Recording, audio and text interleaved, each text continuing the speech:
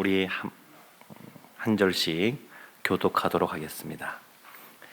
내가 비옵는 것은 이 사람들만 위함이 아니요 또 그들의 말로 말미암아 나를 믿는 사람들도 위함이니 아버지여, 아버지께서 내 안에 내가 아버지 안에 있는 것 같이 그들도 다 하나가 되어 우리 안에 있게 하사 세상으로 아버지께서 나를 보내신 것을 믿게 하옵소서. 내게 주신 영광을 내가 그들에게 주었사오니 이는 우리가 하나가 된 것 같이 그들도 하나가 되게 하려 함이니이다. 곧 내가 그들 안에 있고 아버지께서 내 안에 계시어 그들로 온전함을 이루어 하나가 되게 하려 함은 아버지께서 나를 보내신 것과 또 나를 사랑하심 같이 그들도 사랑하신 것을 세상으로 알게 하려 함이로소이다.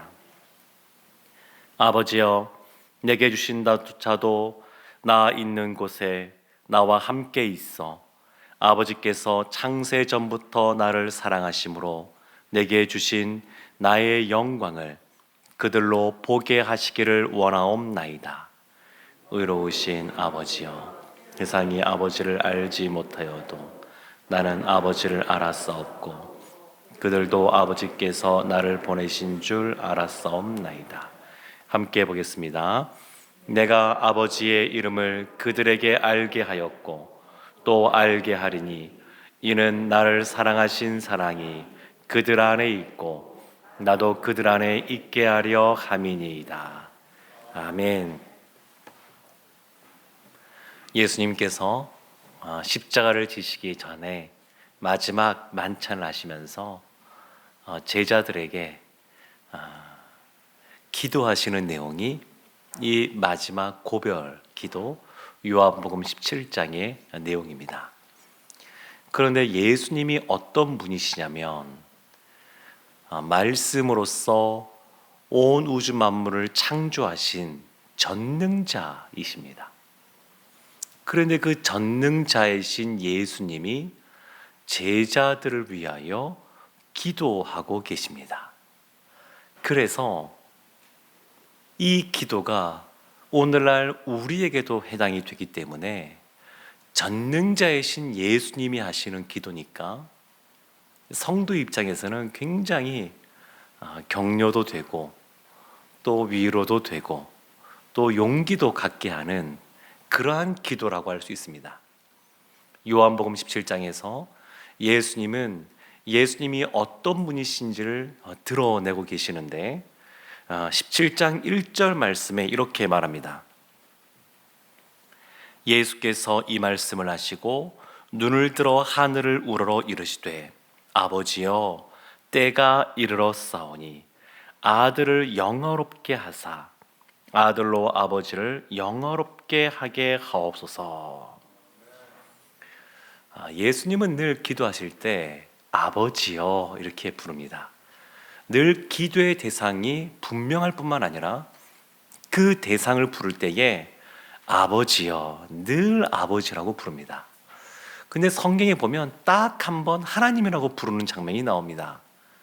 그때가 언제냐면 십자가 위에서 마지막으로 말씀하셨던 그 말씀 중에 하나님이여, 하나님이여, 어찌하여 나를 버리셨나이까? 그때 하나님이라고 부릅니다. 그때는 아들로서 아버지께 부르시는 것이 아니라 십자가에서 그 아버지 하나님과 단절되었기에 그 단절로 말미암아 이제 하나님이라고 부르면서 기도하는 장면이 나오고 나머지는 다 아버지 이렇게 부릅니다. 그 아버지께 이제 때가 이르렀다고, 하나님의 때, 카이로스라 그러죠.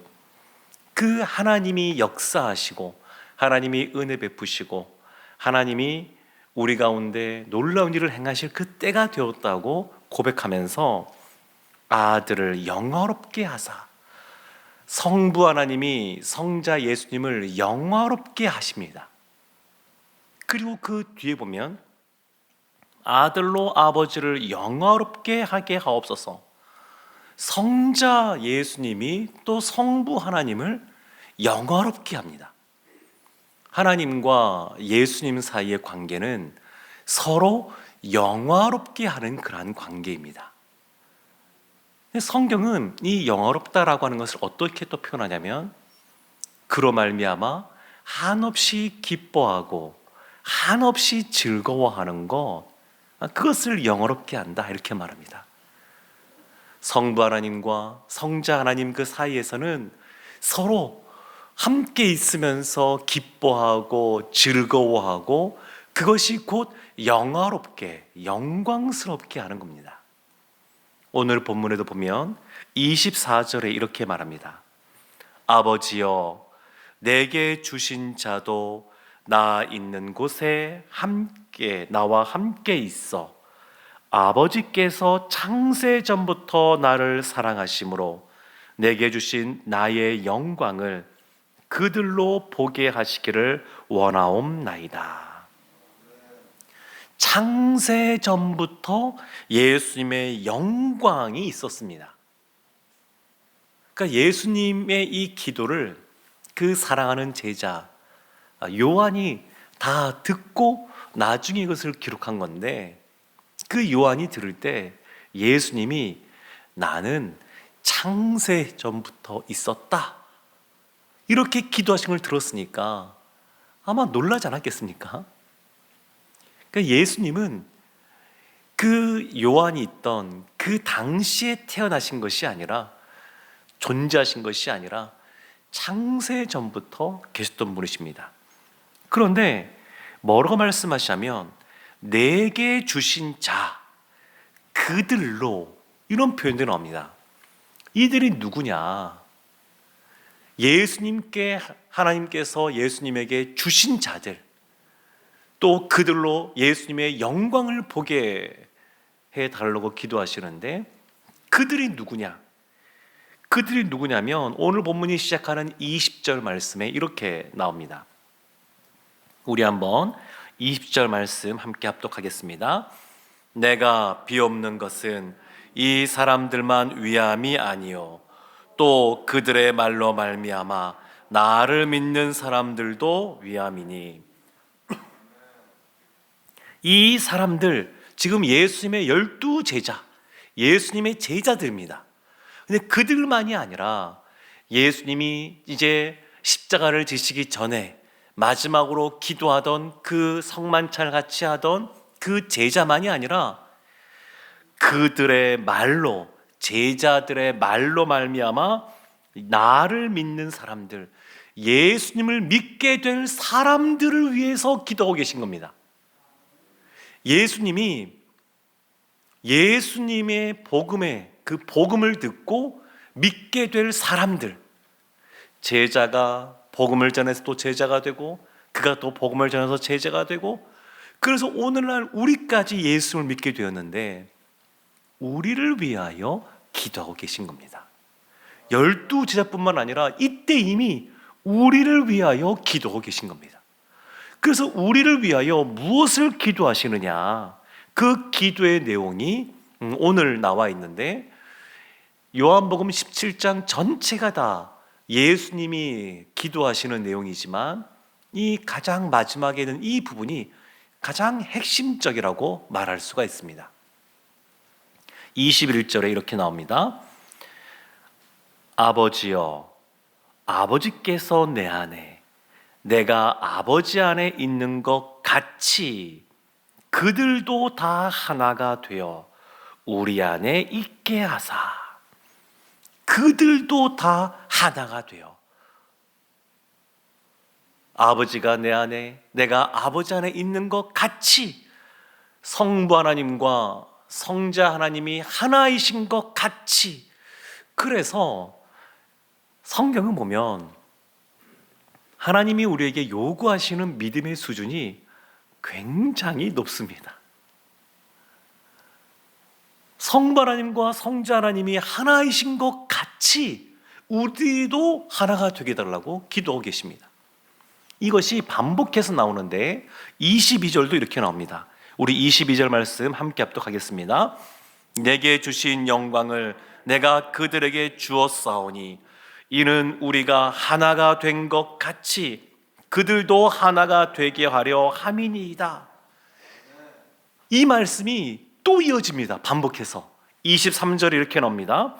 곧 내가 그들 안에 있고 아버지께서 내 안에 계시어 그들로 온전함을 이루어 하나가 되려 함은, 제자들이 또 제자들의 말로 말미암아 그 전도와 선교를 통하여서 복음을 듣고 예수님을 믿게 될 그 성도들이 하나가 되는데 온전하게 온전함을 이루어 하나가 되게 해달라, 이렇게 간구하고 계십니다.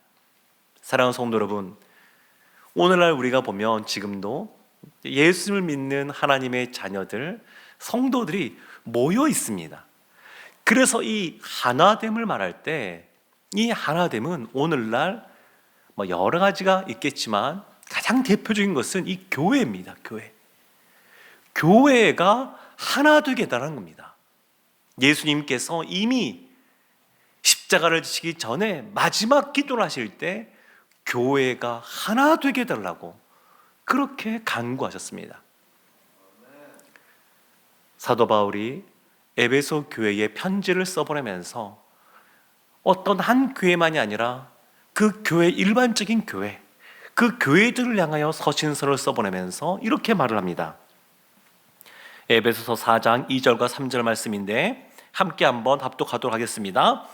모든 겸손과 온유로 하고 오래 참음으로 사랑 가운데서 서로 용납하고 평안에 매는 줄로 성령이 하나 되게 하신 것을 힘써 지키라.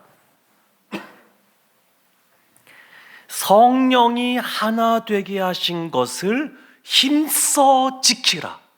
교회는 이미 하나가 되었습니다. 성령 안에서 하나님이 이미 하나 되게 하셨습니다. 그런데 문제는 뭐냐면 그 하나됨을 지키지 못하는 모습들이 있다는 겁니다. 하나가 되기 위해서 어떤 모습이 또한 이 하나됨을 지키기 위해서 필요하냐면 모든 겸손, 모든 온유, 모든 오래 참음, 모든 사랑 가운데서 서로 용납함이 필요합니다. 그런데 교회 안에 하나됨이 없다. 그러면 그것은 무슨 말이냐면 그 구성원들 간에 어떤 분은 겸손함이 부족한 겁니다. 어떤 분은 온유함이 없는 겁니다. 어떤 분은 오래 참지 않습니다. 어떤 분은 사랑 가운데서 서로 용납하지 않는 겁니다. 그래서 하나가 되지 않는 겁니다. 하나됨을 지키라. 이미 성령 안에서 하나됨을 허락해 주셨는데 그 하나됨을 겸손과 온유와 오래 참음과 사랑 가운데 용납함으로 지키는 겁니다. 이것을 지금 요한복음 17장에서 나오는 말씀으로 한 단어로 표현하면 사랑으로 말미암아 하나됨을 이루라는 겁니다. 사랑 안에서 하나됨, 사랑 안에서 연합을 말하고 있습니다. 사랑하는 성도 여러분, 하나 되어 세상을 이기라. 이것이 이번 특세 주제인데, 하나 되어 세상을 이기는 방법은 뭐냐면 겸손과 온유와 오래 참음과 그리고 사랑 안에서 용납해 주는 겁니다. 그러면 세상 사람들이 알게 됩니다. MBTI가 요즘 많은 사람들에게 언급이 되고 활용도 많이 됩니다. 그 사람의 어떤 기질, 성격 참 다르다라고 하는 것을 이 MBTI가 많은 사람들로 하여금 알게 모르게 인식하게 하는 것 같습니다. 예수님의 제자 중에서도 보면 수제자인 베드로, 딱 보기만 해도 다혈질 아닙니까? 적극적이고 그리고 충동적으로 행동하기도 하고, 요한복음을 쓴 예수님이 사랑하시는 이 제자는 자기 이름도 요한복음에 드러내지 않을 만큼 어찌 보면 좀 소심해 보이고 그렇지만 또 꼼꼼하고 그런 모습이 있습니다. 성격이, 성향이 다릅니다. 그런데 이렇게 성향이 다르다 그래서 누구 한 사람 나쁜 제자, 누구는 좋은 제자 이런 건 있습니까? 다 좋은 제자였습니다. 그러니까 다를 수 있습니다. 다른 것이 어쩌면 너무나 당연합니다. 그런데 그 다름 속에서 온유한 모습으로 또 겸손한 모습으로 오래 참음으로 용납함으로 하나됨을 이루면 세상이 알게 됩니다. 이 하나됨이라고 하는 것은 세상이 알게 하는 하나됨입니다. 그래서 요한복음 17장 15절 말씀에서 나왔던 것처럼 이 세상은 악이 관영하는, 사람들로 하여금 분열을 시키는 그러한 모습들이 있는데 이 세상에서 그러면 어떻게 해야 되느냐? 요한복음 10장 21절에 이렇게 말씀합니다.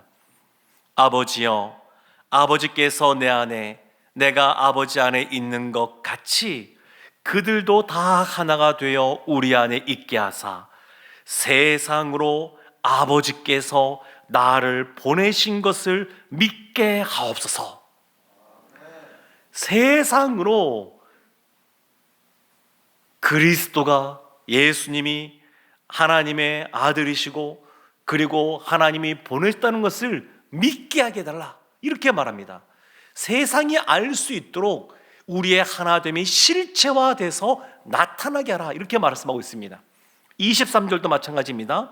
곧 내가 그들 안에 있고 아버지께서 내 안에 계시어 그들로 온전함을 이루어 하나가 되게 하려 함은 아버지께서 나를 보내신 것과 또 나를 사랑하심 같이 그들도 사랑하신 것을 세상으로 알게 하려 함이로소이다. 26절도 마찬가지입니다. 내가 아버지의 이름을 그들에게 알게 하였고 또 알게 하리니 이는 나를 사랑하신 사랑이 그들 안에 있고 나도 그들 안에 있게 하려 함이니이다. 세상이 알게 하는 겁니다. 복음을 그래서 전해야 되는 겁니다.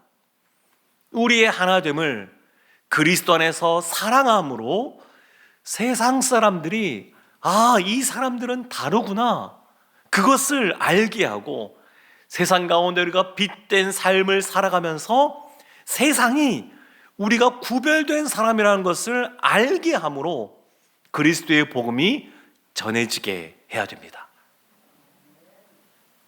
세상은 악해서 예수 믿는 사람들을 미워합니다. 그런데 우리만 미워하는 것이 아니고 세상은 악해서 서로도 미워합니다. 그들 가운데 사랑이나 하나됨이 없습니다. 세상은 악해서 늘 분열되어 있고 서로 미워하고 다투는 모습이 넘쳐납니다. 근데 그들 가운데 필요한 것이 뭐냐면 사랑입니다. 그 사랑을 아버지와 아들 되시는 예수님이 하나인 것처럼 우리도 그와 같이 하나된 모습을 통해서 그들 가운데 이와 같은 하나됨의 복음을 전하라고 말씀하고 있습니다. 선교나 전도나 복음을 전한다는 것은 같지만 일반적으로 구분하는 것은 전도는 같은 문화권, 같은 언어를 쓰는 곳에서의 전파이고 선교는 다른 문화권, 다른 언어를 쓰는 곳에서의 복음 전파를 말합니다. 예루살렘과 온 유대 같은 문화권, 같은 언어입니다. 사마리아 다른 문화권, 그리고 온 땅, 열방 다른 언어, 다른 문화권. 그래서 사실 전도로부터 시작하여서 선교로 나간다 이렇게 말해도 틀린 말이 아닙니다. 그런데 오늘날 미전도 종족이라 그러죠. 복음이 전해지지 않은 종족은 사실은 거의 없습니다. 다 전해졌습니다. 그래서 요즘 어떤 표현들을 쓰냐면 복음이 조금 전해졌다, 그래서 최소 전도 종족, 이런 표현도 씁니다. 근데 놀라운 것은 오늘날 선교사를 파송하는 많은 나라들은 아시아, 또 아메리카, 남미 쪽, 아프리카 쪽, 거기에서도 선교사들이 지금 열방으로 나가고 있습니다.